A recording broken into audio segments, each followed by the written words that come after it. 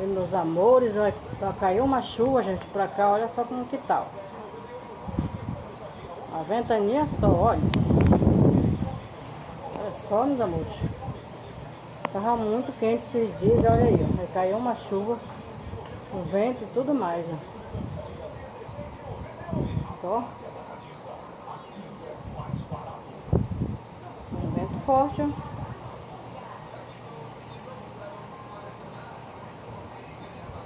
Já tá chuviscando. Olha só, gente, ó. Um vento forte.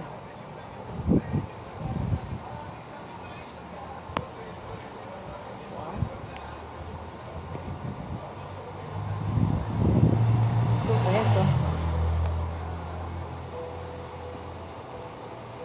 Vai começar a chover, né?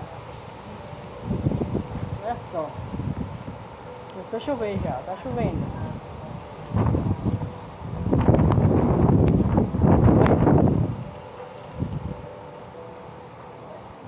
Ó, isso, meus amores.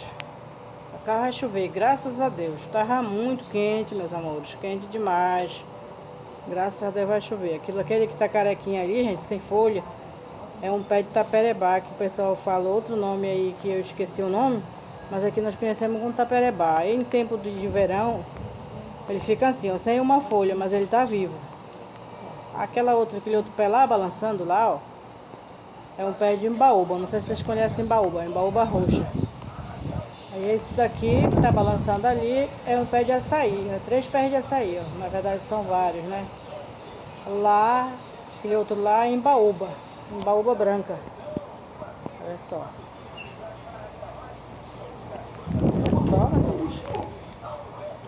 A ventania em tanto, meus amores. Então é isso, meus amores. De ligar que tá chovendo já pra cá.